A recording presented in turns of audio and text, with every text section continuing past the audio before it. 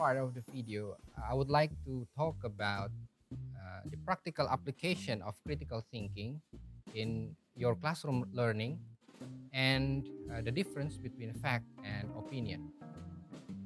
So actually, critical thinking is widely used in various aspects of your learning.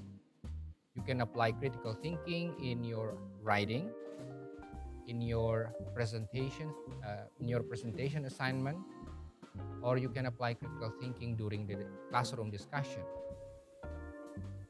So when you think critically, you are actually going through the stages.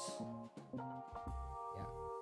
In critical thinking discussion, we call it critical thinking stairway. They are the steps that someone is going through when he or she thinks critically. Yeah. And the stairway or the stages are process, understand, analyze, compare, synthesize, evaluate, apply, and then justify. Let me give you an illustration.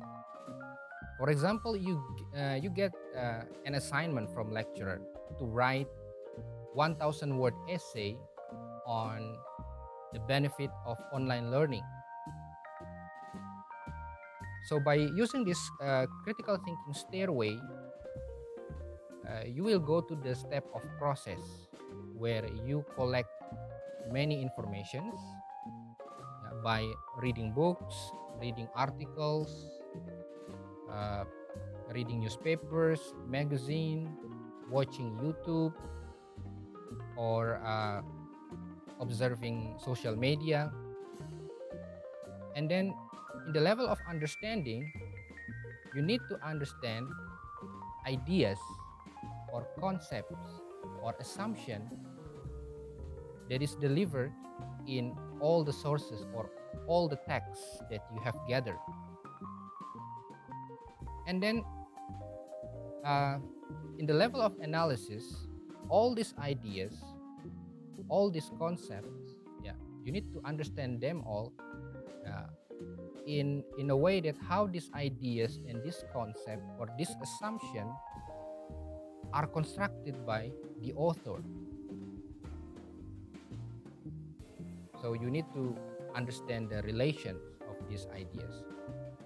And then in the level of compare, since you have collected many texts or many sources, you can compare the similarities of ideas or concept from one sources to the others, or in contrast, you can find the difference between one sources to the other.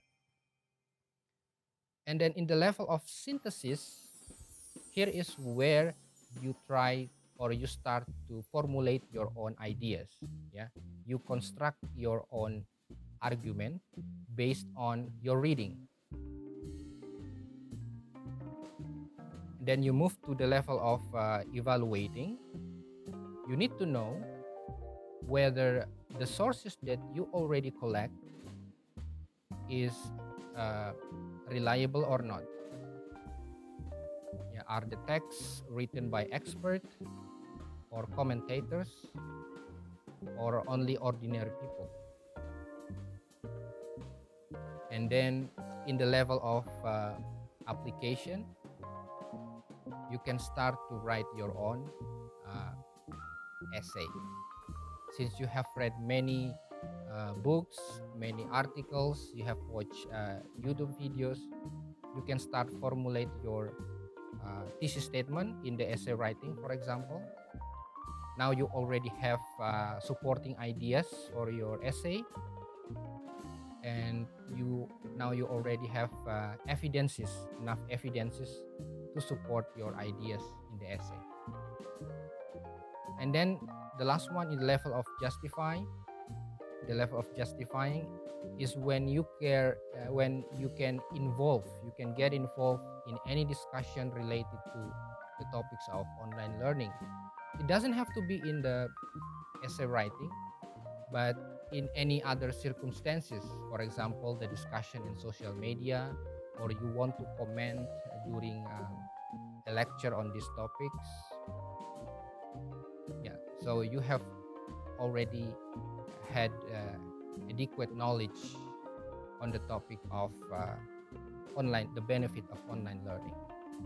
Now let's move to discuss a little bit about the difference between fact and opinion. It is very important for a critical thinker to have the ability to differentiate which is fact and which is opinion.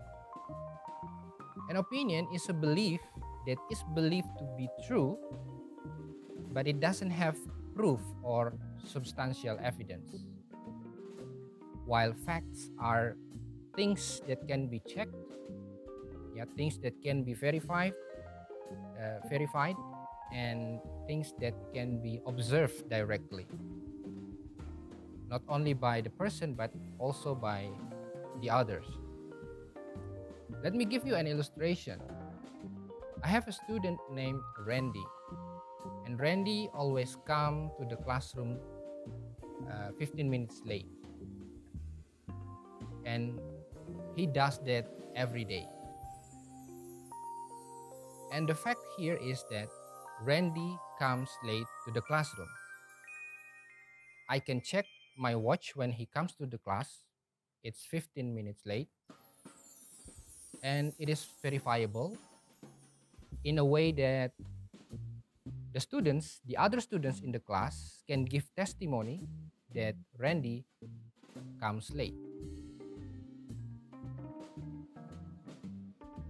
From this fact, I have an opinion that Randy is unmotivated in joining my class. Is my opinion true? Actually, I need to dig more facts to support my opinion. Yeah. A good opinion is an opinion that is supported by facts.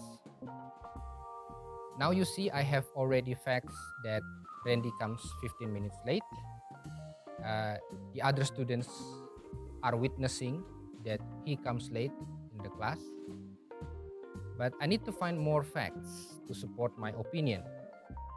What I do, I ask Randy why he comes late.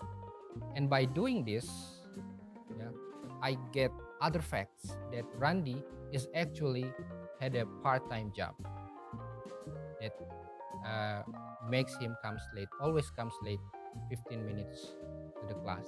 And he does this consistently, 15 minutes every day.